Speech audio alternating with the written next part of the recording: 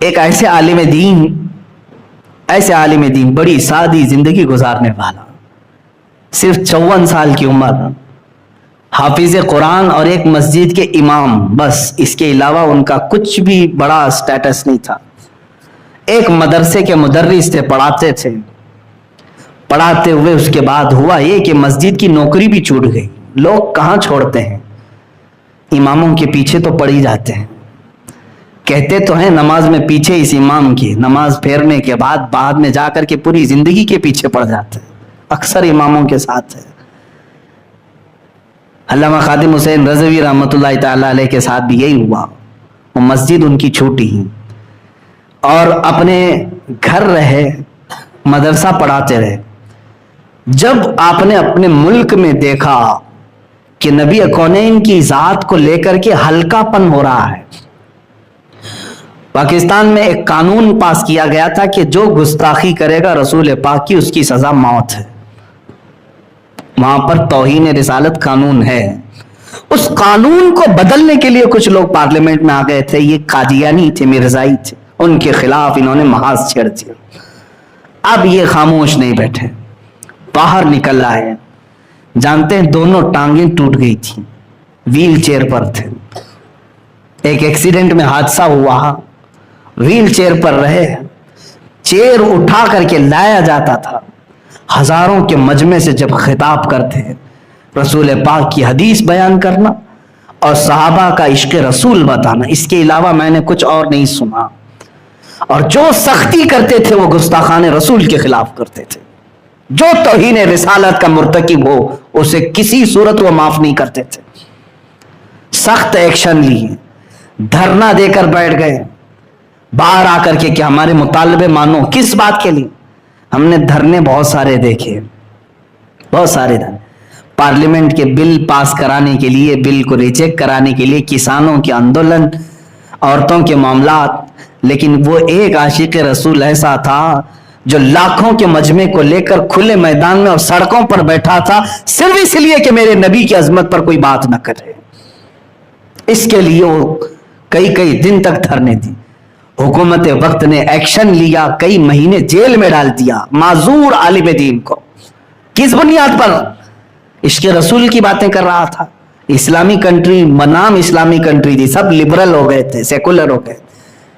ایک عاشق رسول اٹھا اور لوگوں کے دلوں کو گرما دیا۔ ان کی پوری ایکٹیویٹی اگر آپ دیکھیں گے تو صرف 5 سال کے اندر یہ آئے بھی اور چلے بھی گئے۔ 5 سال میں جو جوش و ولولہ پیدا کیا، بلکہ پوری ایک تحریک بنا دی لبیک یا رسول اللہ کے نام سے۔ آج پوری دنیا میں کہیں نعرہ اگر لگ رہا ہو، سنیں لبیک یا رسول اللہ، تو اسی معذور عاشق رسول کا دیا ہوا ہے۔ پیر سے معذور، ویل چیئر پر بیٹھ کر کے پکارتا تھا لبیک یا رسول اللہ، اے اللہ کے رسول ہم حاضر ہیں اپنی جانیں لے کر کے آپ کے لیے۔ ان کے غلاموں پر، ان کے شاگردوں پر پولیس نے شیل برسائے، آنسو گیس کے گولے داغے، اور ایک نہیں 50 لوگوں کی جانیں گئی دھرنے میں۔ یہ نبی کی عظمت کے لیے پھر بھی ڈٹا رہا۔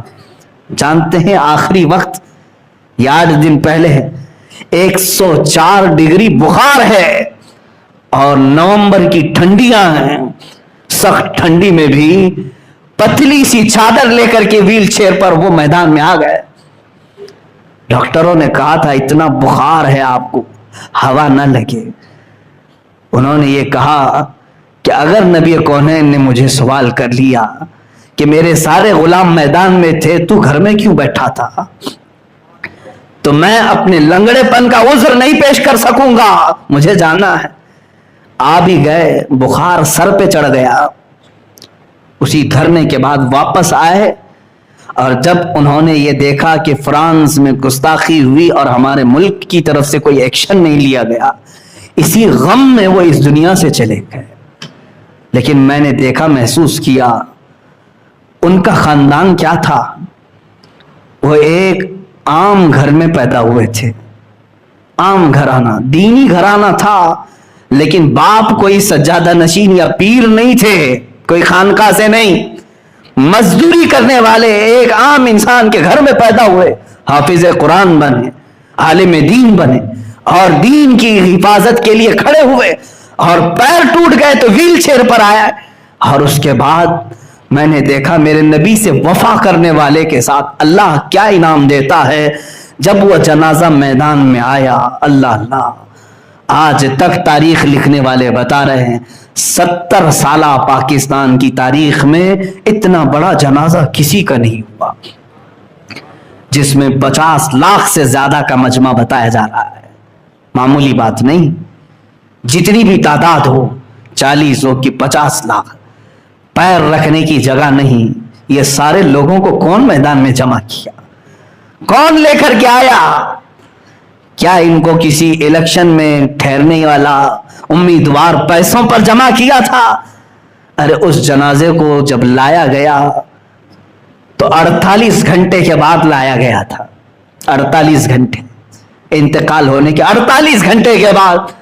اور مجھے ان کے قریبی شاگرد نے آج خبر دی کہ حضرت ہم نے اس غلام رسول کی زندگی کو دیکھا، 48 گھنٹے بغیر برف بغیر فریج کے رکھا گیا تھا، اور جب جنازہ لے کر کے ہم اٹھے ہیں 48 گھنٹے تک نہ ہم نے ناک میں روئی رکھی نہ کانوں میں روئی رکھی تھی۔ کوئی بھی انتقال کر جائے تو ناک اور کان اس لیے بند کرتے ہیں کہ ہوا اندر جاتی ہے، پیٹ پھول جاتا ہے، جسم پھول جاتا ہے۔ 48 گھنٹے کے بعد بھی وہ عاشق رسول جا رہا تھا تو ایسے جیسے کہ آرام سے سویا ہوا دولہا جا رہا ہو، جسے شان سے لے جایا گیا اور میرے عزیزوں قبر میں اتارا گیا۔ موت اس کی جس کا کرے زمانہ افسوس، یوں تو یہاں سبھی آئے ہیں مرنے کے لیے۔ میں نے یہ محسوس کیا جو زندگی اپنی میرے نبی کے لیے وار دے، میرے آقا اسے ضائع نہیں ہونے دیتے، پھر اس کو سارے لوگوں کے دلوں کا بادشاہ بنا دیا جاتا ہے۔ اگرچہ وہ معذور ہو لیکن لاکھوں قدموں والے اس کی جان پر قربان ہوں۔ بڑے بڑے پیر، بڑے بڑے آستانے وہاں تک نہیں پہنچ سکے جو ایک عاشق رسول کھڑا ہوا تھا اپنی معذوری میں۔ عزیزان گرامی وقار، میں پھر اسی بات پر اپنا اختتام کرتا ہوں۔ اقبال نے سچ کہا، بمصطفیٰ برساں خیش کے دی ہماؤس، اپنے آپ کو رسول تک پہنچا دو کہ دین پورا یہی ہے۔ اگر بہو نہ رسیدی تمام ابو لہبی، اگر ان تک تم نہیں پہنچ سکے تو تجھ میں اور ابو لہب میں کچھ فرق نہیں رہے گا۔ آج جو حالات ہمارے ہیں، ابو لہب کی طرح جینے کے لیے ہم تیار ہو گئے؟ میرے نبی کو کوسا جائے، میرے نبی کی زوجہ مطہرہ عائشہ صدیقہ کو معاذ اللہ زانیہ کہا جائے، اس وقت تک اگر ہمارے کان سلامت رہے، ہمارا جسم صحیح سلامت باقی رہا، تو اس کا مطلب ہے کہ ہمارے سے سخت سوال ہونے والے ہیں۔ تیار رہنا، کسی کا عذر قبول نہیں کیا جائے گا، حتیٰ کہ میرا بھی، میں اپنے لیے بھی کہہ رہا ہوں، عذر نہیں قبول کرے گا رب تعالیٰ۔ اگر تم یہ کہو کہ مولا میں مجبور تھا، میں کمزور تھا، تو رسول پاک تمہیں بتا دیں گے میں تو تجھ تک دین پہنچانے کے لیے اپنے ننھے بچے بھی قربان کر دیے۔ تم اگر یہ کہو گے کہ اللہ میں بوڑھا تھا، میں کچھ کر نہیں سکتا تھا، رسول پاک یہ پورا بیان میں کر رہا ہوں ابھی فی الحال، یہی خادم حسین نے کہا تھا، اگر تم میں سے کوئی بوڑھا یہ کہہ دے کہ میں تو کمزور تھا، تو رسول پاک تمہارے سامنے امیر حمزہ کے بڑھاپے کو پیش کر دیں گے، امیر حمزہ کو پیش کر دیں گے، جو 60 سال کی عمر میں احد میں آیا، سینہ چاک کر کے ان کا کلیجہ چبایا گیا رسول پاک کے سامنے۔ حضور کا سگے چچا تھے، سگے چچا، حضور اگر کہہ دیں کہ میں نے وہ سب دیکھ لیا، تو اپنے گھر میں آرام سے سو رہا تھا۔ اگر تم یہ کہو میں تو مزدور تھا، میں کیا کر سکتا، میرے آقا بلال حبشی کو سامنے کر دیں گے، یہ تو غلام تھا، میرا نام لیتا تو اسے مارا جاتا تھا، اس کی پیٹھ گل گئی تھی، تو کون سا بہانہ پیش کرے گا؟ تم کون سا بہانہ کرو گے؟ عورتوں کے لیے بھی معاملات آئیں گے، تو اگر عورتیں یہ کہہ دیں کہ ہمارے پاس کوئی راستہ ہی نہیں تھا آپ کی عزت پر پہرا دینے کا، میرے نبی اس وقت حضرت سیدہ سمیہ کو پیش کرتے ہیں۔ ایک یہ بھی خاتون ہے جس کی عمر بڑھاپے کو پہنچ گئی ہے. کافروں نے صرف اس کو مارا کیوں تھا؟ اس لیے کہ نبی کی بات کرتی تھی, حضور اکرم صلی اللہ علیہ وسلم کی محبت کی بات کرتی تھی. مکہ والوں نے سیدہ سمیہ کو یوں ہی نہیں مارا, بلکہ ان کے ہاتھ اور پیر کو گھوڑے کے چاروں پیروں سے باندھ کر کے دوڑایا تھا. سمیہ کو دوڑایا گیا تھا گھوڑے کے پیروں سے باندھ کر کے. پھر ابو جہل نے ان کی شرمگاہ پر نیزہ مار کے شہید کیا تھا. میرے آقا اگر سیدہ سمیہ کو پیش کرتے تو کیا بہانہ ہمارے پاس رہے گا؟ کوئی عذر ہے ہمارے پاس تو بتاؤ.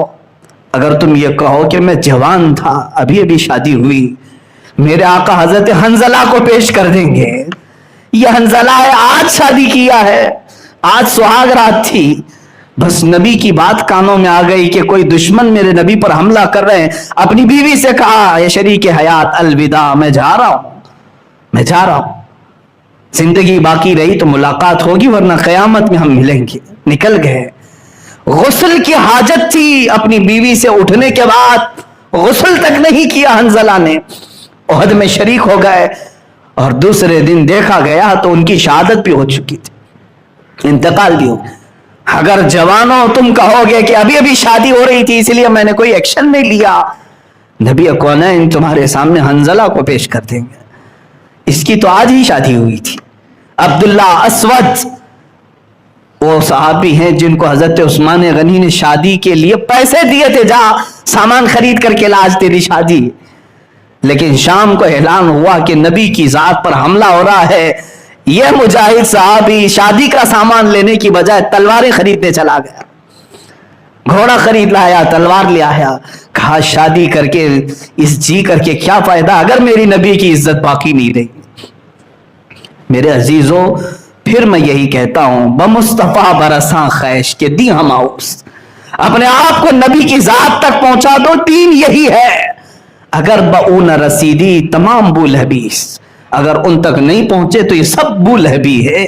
تم میں اور ابو لہب میں فرق نہیں. آج میرے جذبات یہاں تک مجھے بولنے پر مجبور کی, اس لیے کہ میرے نبی کی بات ہے. میرے عزیزو, آج دل ٹکڑے ٹکڑے ہے. آج ہمارا جسم پارا پارا ہونا بھی چاہیے. مجھے امام غزالی کی وہ بات یاد آتی ہے, انتظار کرو اے مسلمان, تمہارے نبی کی عظمت پر جب حملے ہوں اور تم خاموش گھروں میں بیٹھے رہو, چند دن اور انتظار کر لینا, سڑکوں پر تمہاری ماں اور بہنوں کو نیلام کیا جائے گا, بیچا جائے گا, اور تم کچھ نہیں کر سکو گے. تمہارے بچے تمہارے سامنے مارے جائیں گے اور تم کچھ نہیں کر سکو. آج کفار و مشرکین وہ سب پلان کر رہے ہیں اور تم سب مارے جاؤ گے. اس میں بھی شامل ہو سکتا. اسی لیے اٹھو اٹھو, وہ گھر نہ حشر نہ ہوگا پھر کبھی, دوڑو کہ زمانہ چال اپنی چل گیا. میرے عزیز, آپ اپنے بچوں سے وفا کی امید رکھتے ہیں, بچوں سے بار بار یہ کہتے ہیں بیٹا میں نے تجھے بڑی محنت سے پالا ہے, رات کو جاگ کر کے تیری بیماریوں میں میں نے تیمارداری کی ہے, خون پسینے کی کمائی ایک کر دیا, تب تم اپنے بیٹوں سے وفا کی امید رکھتے ہو. کیا رسول اپنی امت سے وفا کی امید نہیں رکھ سکتے؟ وہ رسول جو رات رات بھر روتے رہے ہوں, اپنی امت سے وفا کی امید نہیں رکھیں گے؟ اور اگر ان کی امت ان سے بے وفائی کرے تو انہیں کتنا ٹھیس پہنچتا ہوگا, کتنی تکلیف ہوتی ہوگی. اس لیے بدلو اپنے آپ کو. ہم نبی کے لیے ہیں اور نبی کے لیے جی رہے ہیں, اور اٹھائے بھی جائیں گے نبی کے لیے ہی. اسی لیے میرے مرشد نے آخری زمانے میں یہ اپنی نعت میں ہمیں میسج دیا تھا, زندگی یہ نہیں کسی کی کسی کے لیے, زندگی ہے نبی کی نبی کے لیے, نہ سمجھ مرتے ہیں زندگی کے لیے, جینا مرنا ہے سب کچھ نبی کے لیے.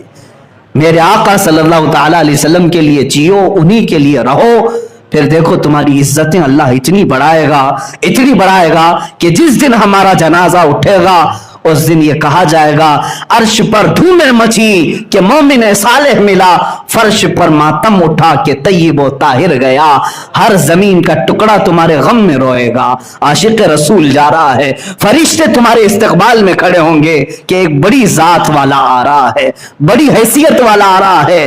اس لیے کہ جب ایک عاشق رسول دنیا سے جا رہا ہوتا ہے, میرے آقا اپنے صحابہ کے ساتھ اس کا استقبال کرتے ہیں. اس سے بہتر اور زندگی چاہیے؟